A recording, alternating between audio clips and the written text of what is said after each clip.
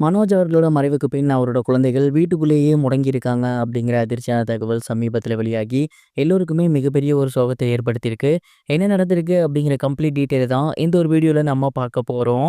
பிரபல நடிகர் மற்றும் இயக்குனரான மனோஜ் பாரதிராஜா அவர்கள் சமீபத்தில் உடல்நலக் குறைவு காரணமாக இறந்து போயிருந்தாரு. அவரோட மறைவு அவரோட வீட்டு மெம்பர்ஸ் மட்டும் இல்லை, நம்ம எல்லாரையுமே கூட மிகப்பெரிய அளவில் பாதிச்சிச்சு அப்படின்னு சொல்லலாம்.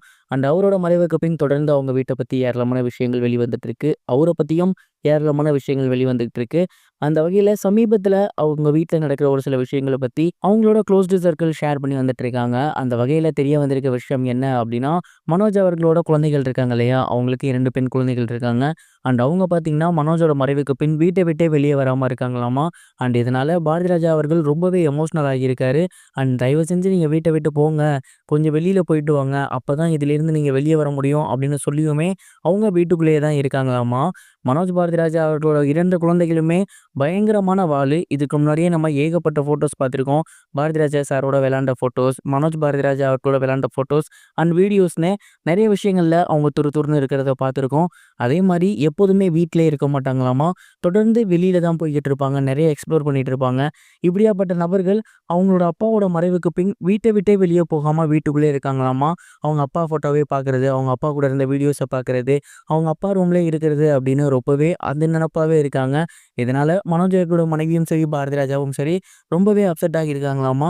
எப்படியாவது இவங்கள வீட்லேருந்து கொஞ்சம் வெளிய கொண்டு போயிட்டு நார்மல் ஆக்கணும் அப்படிங்கிற மாரி முயற்சி பண்ணிட்டு இருக்காங்களாமா. கண்டிப்பா அந்த 2 பெண்களுக்குமே அவங்களோட அப்பாவோட மறைவு அப்படிங்கிறது சாதாரணமான விஷயம் கிடையாது. மிகப்பெரிய ஒரு விஷயம் தான். பட் போனவர நெனச்சு இருக்கவங்கள கஷ்டப்படுத்தக்கூடாது. தயவு செஞ்சு அவங்களும் நல்லபடியா மாறணும் அப்படிங்கிற மாரி நெறைய பேர் சொல்லி வந்துட்டு இருக்காங்க. இந்த ஒரு விஷயம் வெளியாகி நெறைய கருத்துக்கள் பகிர்ந்து வந்துட்டு இருக்காங்க. நீங்க இத பத்தி என்ன நினைக்கிறீங்க அப்படிங்கிறத மறக்காம கமெண்ட் பாக்ஸ்ல ஷேர் பண்ணுங்க.